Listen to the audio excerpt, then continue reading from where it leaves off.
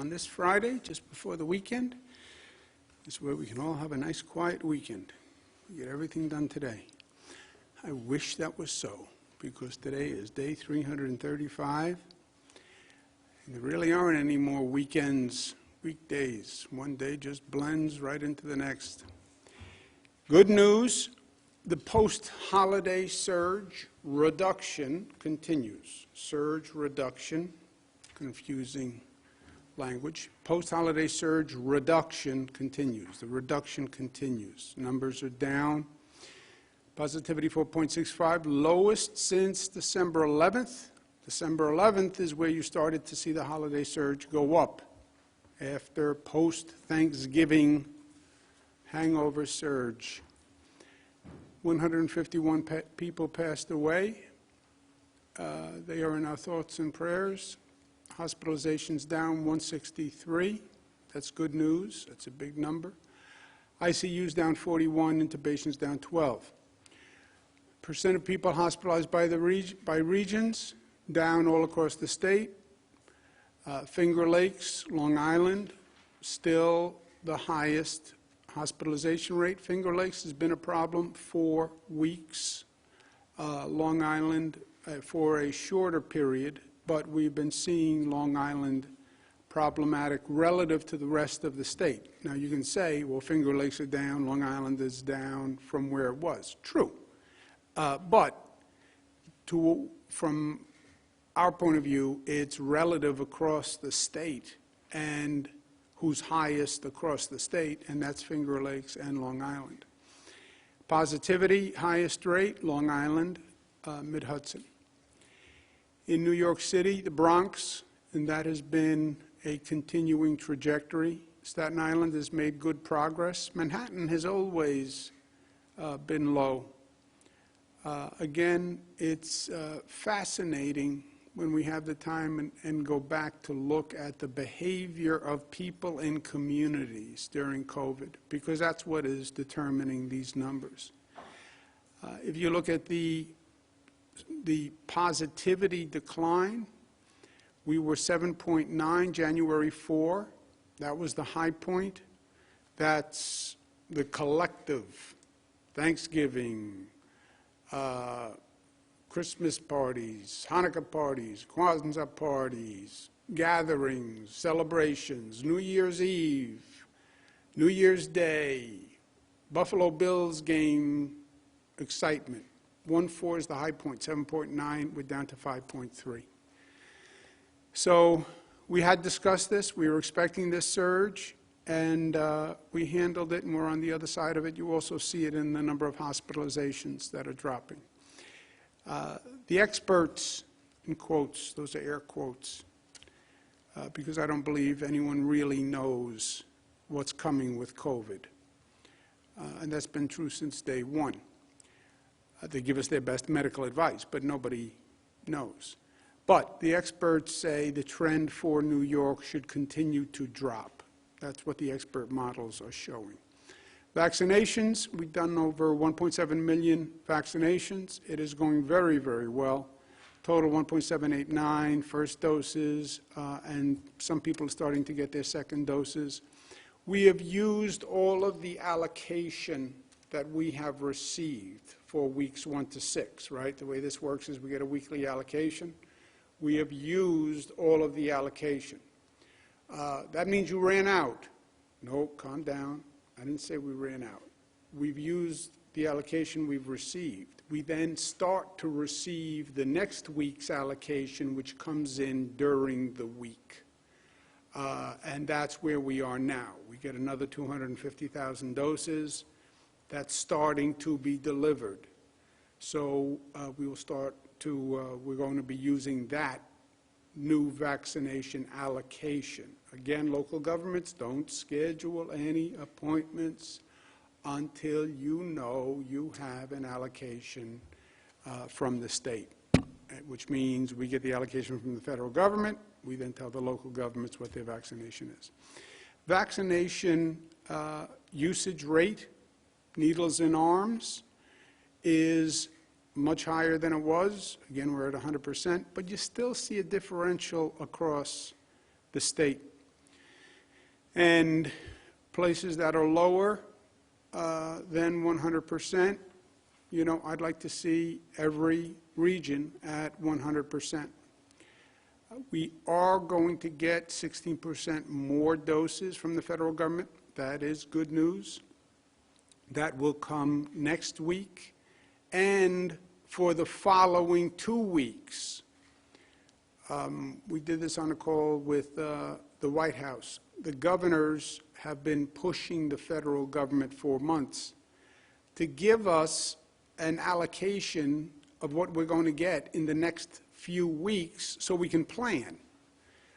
This is incredibly difficult, if not impossible, only to tell me what I'm going to get next week, and then I have to scramble to get the distribution for next week. We now have a 3-week allocation, thanks to the Biden administration, which is much, much better than where we were. So I can then say to local governments, you're going to get 16% more next week and the week after and the week after. Plan on that. Hospital workers, 1A priority. They are still the priority, even though we have a lot of other categories eligible, because vaccinating hospital workers protects hospital capacity. If hospitals get overwhelmed, I am telling you what they're going to say. They're going to say we have a staff shortage. Not that nurses and doctors disappeared, but that they got sick. If they are vaccinated, they won't get sick. Vaccinate the healthcare workers. We're up to 73%, and that is great news. January 18th, we were at 63%. We then did a full court press. I used my most persuasive charm offensive to convey to hospitals that they had to get this vaccination done, convey to local governments they had to get the vaccinations done. We went from 63 to 70% in 10 days. That's a point a day. So that's phenomenal progress, and I thank them all very much for doing a good job. Yes, it was urgent. Yes, I said it was urgent, but they responded, and I thank them very much. Again, you see a variation across the state. Some places are higher, some places are lower. 73 is the average, but places that are below, we'd like to see everybody rise up. This is, and there's a variation by hospitals across the state. These are the top 25% of performing hospitals and the bottom 25% of performing hospitals. Okay, we have about 200 hospitals, give or take, in the state. This is the highest vaccinating, 25%, and the lowest vaccinating, 25%.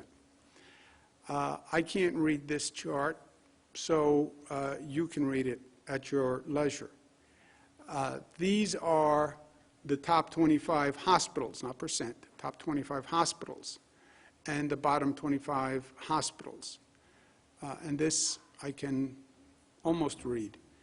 Syosset Hospital, 100%, great job. Cayuga Medical Center, 100%, great job. Staten Island University Hospital, 100%, great job.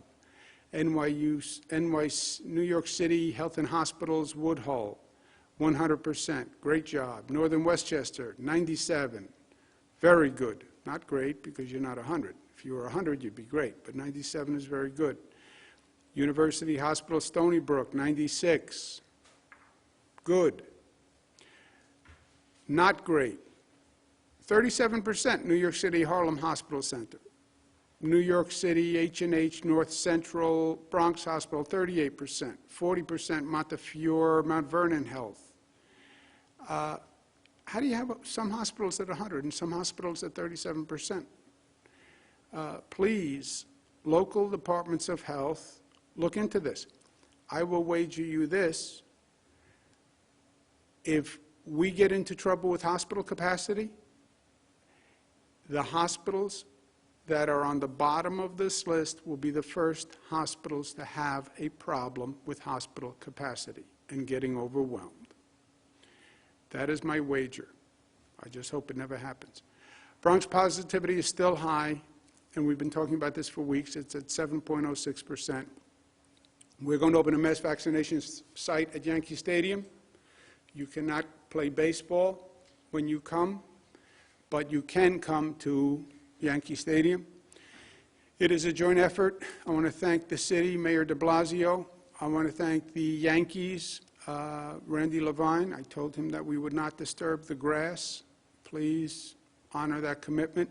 Somos Community Care is actually going to operate it. Henry Munoz, who's done a fantastic job for this state, I want to thank them very much. And the National Guard will be constructing and administering the site. And I want to thank all the National Guard people who I've been out there with them many, many times through COVID and many other emergencies. They do a great job. And when I ask them to come out, I go out and I join them, and I'm going to join them at Yankee Stadium. I'm going to be more of a construction supervisor, manager role. Not that I won't do the heavy lifting. Dr. Zucker is going to do a lot of the heavy lifting, poles, tents, but I will do the supervising of the operation. Any local government that needs help in providing social equity efforts, let us know. There's two issues on social equity. People have to have access, poor communities, black community, Latino community, and they have to accept it and get past the vaccine hesitancy, which we are seeing, and it is a very real issue, and we've been talking about it for weeks, and we expected it, but it is a very real issue. But any local government that wants a specialized effort, we will work with them to do it. Overall, we're reopening the economy and we're protecting public health. We said it was never one or the other, it was always both. So it's smart and safe. It's following science and following data. You watch those numbers and you react to the numbers. What is happening with the positivity, what's happening with the new cases per capita, what's happening with the hospitalization rate, and adjust the economic valve as follows. New York City, we went from 7.1 in January. That was our high point in New York City. It was the high point across the state. That was the post-holiday surge high. We're down to 4.9%. And again, all the models project that number to continue to drop.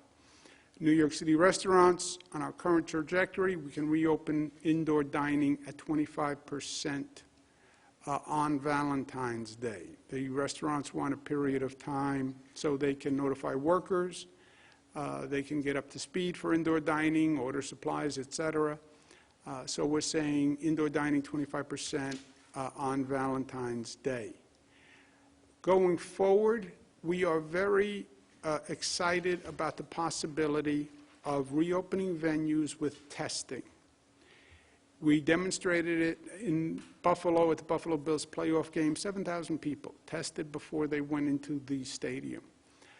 We've had virtually no cases of spread from that game, 7,000 people. We're not going to have the full vaccine for many, many months. In New York, we want to use testing as the key to reopening events. And we tested it in Buffalo, and we want to start to extend it.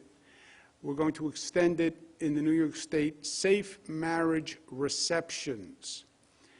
Promise of marital bliss is returning. All patrons who attend the event will be tested. You can have 50% capacity of the venue, up to 150 people. It has to be approved by the local health department, and this will go into effect March 15th. We are developing more rapid testing capacity all across the state. We're also developing an app which a person, once they receive the test, can have on the app. So we're excited about this. We're also developing guidance, much like marriage receptions, for events where you can do testing and you can do monitoring, and the local health department can regulate it. So New York says, I do. I don't want to create any pressure for anyone, especially undue pressure. I don't want to create any personal pressure. I don't believe that's government's role to create personal pleasure, but here's an idea that you may want to consider. Restaurants are opened on Valentine's Day. You could make a reservation now or plan dinner on Valentine's Day. You propose on Valentine's Day, and then you can have the wedding ceremony March 15th, up to 150 people. People will actually come to your wedding because you can tell them with the testing it will be safe. Everybody there will have been tested and everybody will be safe. Because for a lot of these venues, I don't believe it's about the government restrictions. I believe if I said today, movie theaters can open to 100%, I don't believe people go. I believe people have to be confident that it's safe. And if you can say everyone in this reception is going to be tested. Again, no pressure, but it's just an idea. Get engaged on Valentine's Day, on the restaurants reopening, and March 15th, you can have the wedding, 150 people. New York State is exploring a low-cost New York State engagement ring that we would actually make available. It has a little heart on it, little I love New York, little COVID remembrance. That's not true. General caution on all of this. We make decisions based on facts, based on the numbers. New York City numbers down. These numbers are now down. But facts change. It sounds inconsistent. We like to think a fact is always a fact. No, facts change. COVID facts change dramatically, and they change often. There's now another new term in the COVID lexicon, variance of interest. Variance of interest. That's a new one. Variance of interest refers to these new strains that are popping up that we are just learning about, the UK strain, the Brazil strain, the South Africa strain, and medical experts are saying these strains could take over, they could be dominant, they could increase the infection rate. 6 weeks, you could have a dominant UK strain that could increase the infection rate. South Africa strain may be more resistant to a vaccine. I understand all the possibilities. And if there are facts, and if the facts change, then we will have a different situation. One fact, one state response that is a given, basically our precaution, if any area's hospital capacity hits 85%, then we go back to restrictions, right? Because hospital capacity is the red line. That's when you're in the danger zone. Hospital capacity, that's why I'm so persistent on the vaccination of healthcare workers. But we are subject to the facts if the facts change. I mentioned this the other day. I had a conversation with one of my daughters who has all sorts of what-if scenarios. What if it's true about the UK variant becomes dominant? What if the South Africa strain is vaccine resistant? What if the Brazil strain connects with the UK strain, connects with another strain? What if this, what if this, what if this? Yeah, there are possible scenarios that could develop that are problematic. That is true. This is the same daughter who said, don't tell me to relax, tell me why I should relax. I understand the anxiety. I feel the anxiety. I don't like knowing what is going to happen in 3 weeks or 4 weeks or 5 weeks or 6 weeks. I don't like the feeling of being out of control. I don't like the feeling that you can wake up any morning and there's going to be a headline that says there's a new variant that is vaccine resistant. There's a new variant, because this virus is mutating all the time. If there are not 5 or 6 mutations of this virus, there are hundreds and hundreds of mutations of this virus. And remember, the flu virus, every year you get a new vaccine because it changes a little bit. So yes, I feel the anxiety. And I feel that we're not in control. And yes, I like to be in control. Well, control freaks. Yeah, I like to be in control. I like to know what's coming down the road so I can prepare. This is a situation where nobody knows what's coming down the road. Nobody knows. I talk to the best experts. They'll have a theory, maybe this, maybe that, maybe this, but nobody knows. So what do? You deal with the facts when you know them. If the numbers change, we change. If the enemy changes, we change. If the infection rates changes, we change. If a variant comes, we change. Well, why should I feel calm about that? Because we have proven multiple times that we can manage changes that develop. We managed the greatest change in this country. This state had more infections at one time than any country on the globe.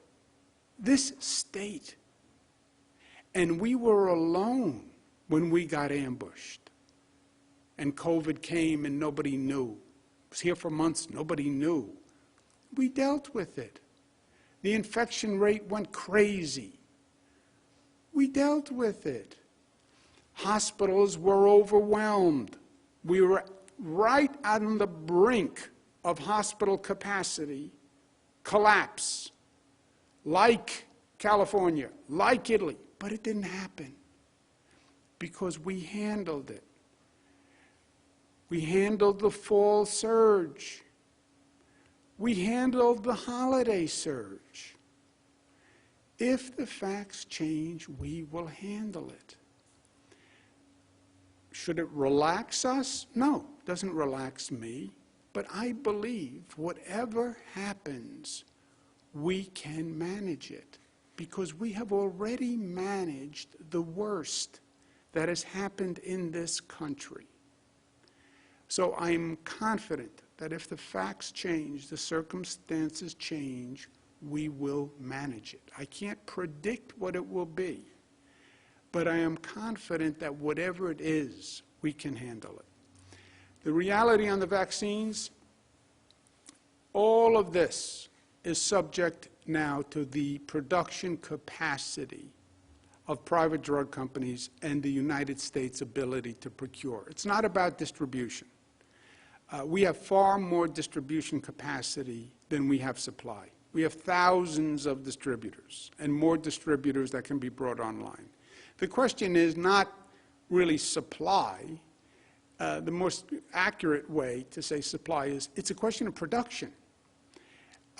United States government right now is a pass-through, right? You have private drug companies producing Pfizer, Johnson & Johnson, hopefully, Moderna, Novavax. They're producing. The U.S. procures it, and then the U.S. sends it to us. But the faucet is the private production. We'll distribute all that we receive.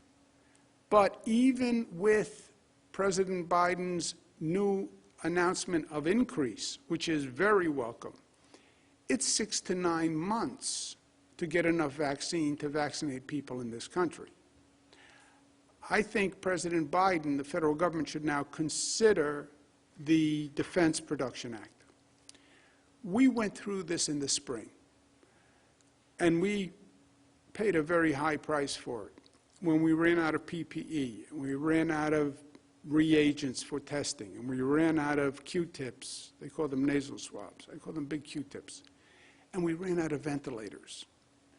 And the manufacturers could not produce any more ventilators. What the Defense Production Act says is the federal government can say to private companies, you must produce this product. The problem on the drug production, the vaccine production, is the manufacturing capacity of the drug. These are very specialized machines, specialized equipment. This is not going to go away anytime soon. There probably will be a new virus that requires a new vaccine and a new booster shot, if you will. This is going to be multiple years. Use the Defense Production Act. Let's increase our manufacturing capacity of the drug. This is a war. The Defense Production Act was used in wartime. That's what the previous administration said to me. Well, that's for wartime. This is wartime. COVID is a war. More Americans died from COVID than World War I, World War II, Korea, Vietnam combined. So yes, we are at war. Use the Defense Production Act, because this is not about the next 6 to 9 months. This is about the next 2 to 3 years. New York State needs federal fairness. They're discussing the COVID relief package now. We need $15 billion in federal relief, and we need SALT repealed. On the COVID relief, finally, President Biden, thank you, put in state and local financing, $350 million. The governors, Democrat and Republican, have been calling for that for over a year.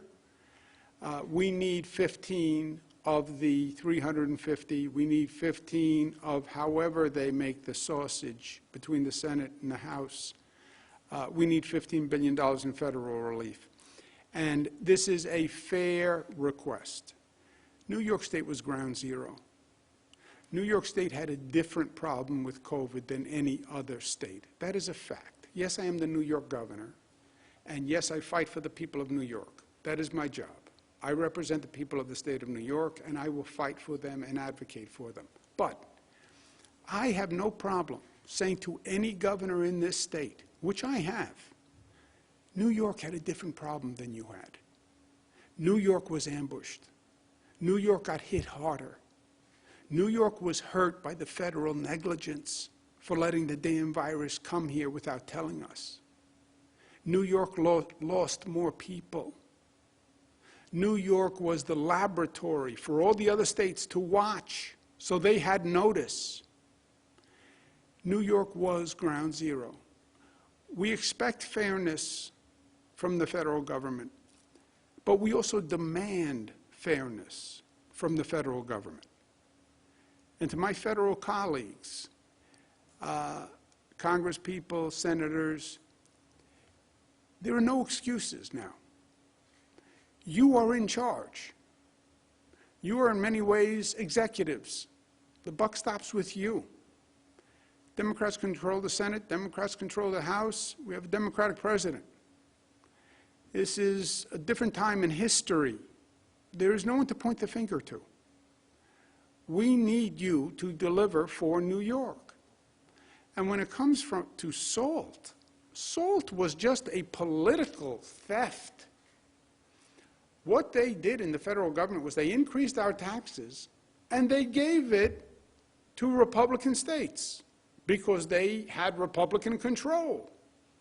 And their theory was, if you can do it, do it. It wasn't fair, it wasn't just. It was pure politics. They took from the blue states, they gave to the red. And the state that they took from most was New York State. And New Jersey, and Massachusetts, and California, and Connecticut. They took the most from those states. And those are all northeastern states. And it hurt the northeastern economy. And they gave it to the Republican states. Every Democratic congressperson, every Democratic senator said it was an outrage. And we'll fix it. Well, you know what? Fix it. Because now you're in charge. I'm going to organize a national SALT repeal effort, because this is not just about New York. This is about all the states that were hurt. Public safety is a top priority. We want to talk about the economy coming back. The economy does not come back unless people know it's safe. Cities don't come back unless people know cities are safe. That is a blunt truth. We all understand the tension between police and certain members of the community, loss of trust, loss of respect. That's been true for over a year. I've said numerous times, problems don't go away if you deny them. They only mount. They get worse. It's true in life, it's true in society, it's true in government. Government leaders put people at the table, work it out. Make it a cathartic, collaborative process. Police have to police. They have to be able to do their job safely. The community has to believe they're treated fairly and they're not discriminated against and they're not abused. Come up with a new plan, a new understanding, but do it by April 1. April 1 is only 62 days away. Many localities are doing a great job. We have other localities that are trying to ignore the problem. The problem won't go away. Ignoring it will not address it. It's a failure of leadership. And the problem will only compound because on April 1, that locality will not be eligible for state funding. So, 62 days. Bottom line, the vaccine is scarce. Everybody wants more. And I said when this started, everybody's going to say the same thing, including me. Everybody wants more. When I get on the phone with the White House, I say, I want more. Every county executive says it. Every group says it. The vaccine is scarce. We are rationing the vaccine. That is what we are doing. And we're rationing it fairly. There are 1.3 million healthcare workers. They get 21%. There are 1.7 million essential workers. They get 27%. There's 65 plus 3.2 million. They get 52%. That's the percent of the population they are. I'm not picking a healthcare worker over an essential worker over a 65 plus person. We're doing it fairly by population because every life is as valuable as every other life. And these were the national priorities that were set, and we're doing it fairly. And I feel good about that. I'm saying to my local colleagues, don't play politics with vaccines. Don't play politics in this moment. You have healthcare workers. You have long-term care facility residents, long-term care facility staff, developmentally disabled staff, college professors, police officers, fire professionals, mass transit professionals, grocery store workers, child care, and then you have people who are 65 plus. It is divisive for a politician to say, well, I think police should get more. I think grocery store workers should get more. I think nurses should get more. It's divisive and it's cheap. Yes, you want to be a hero to the police? You say, I think the police should get more. It's cheap. Because if you want to be honest, you think the police should get more? Who on the list would you take it from? Would you take it from the nurses? Would you take it from the doctors? Would you take it from 65 plus? It's a zero-sum game. You can't stand up and play hero to any one group on that list. If you have any sense of honor or integrity, where would you take it from? I believe healthcare workers should get more. I believe developmentally disabled workers should get more. I believe school teachers should get more. I believe first responders should get more. I believe the subway and bus drivers should get more. I believe grocery store workers should get more. Yes. I believe daycare workers should get more. Yes. But if you want to say, well, they're not getting their fair share, then say at the same time who you would take it from on that list. Otherwise, you're playing politics, you're dividing people, you're scaring people, you're upsetting people at a very delicate time. We get 300,000 vaccines per week to do 7 million people. You can't do every one group. At least do it fairly. Political extremism is a problem in this country. We've seen it in Washington, D.C. They're now doing investigations. Government cannot tolerate criminal insurrection, and New Yorkers will not tolerate it. There are levels of extremism. What happened in Washington did not just happen overnight. It developed, and you could see it increasing over time.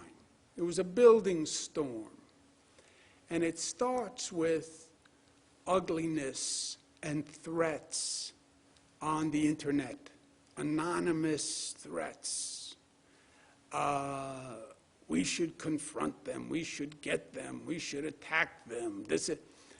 The internet, social media can really be a breeding ground for a lot of positive, but also for a lot of hate. And it builds. I see it here in New York on the internet. This building ugliness. Once you start to light fires, don't be surprised when the fire is out of control. That was the lesson of what happened in Washington. And that was the lesson that I hope many of the extremists learned in Washington. Unfortunately, I don't think they did, because we see it here in New York. First of all, the law is the law, and in New York, I will never allow the insurrection that happened in Washington, D.C. That made a mockery of law and order, and that was a disgrace to democracy and to every citizen of this nation. Second, when you see the ugliness being fomented for selfish political reasons, often, everybody should condemn it. Everybody should condemn it. There are no secrets in life. We know who spreads the ugliness on the internet. You can think, I'm anonymous, Capital Watch. You're not anonymous. People know who you are and who you work for. And any decent elected official, I don't care Democrat or Republican, you want to have differences, have differences. I represent Democrats and Republicans. But don't get ugly.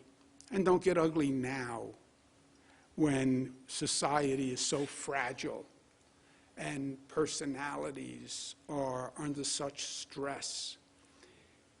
Times of extreme pressure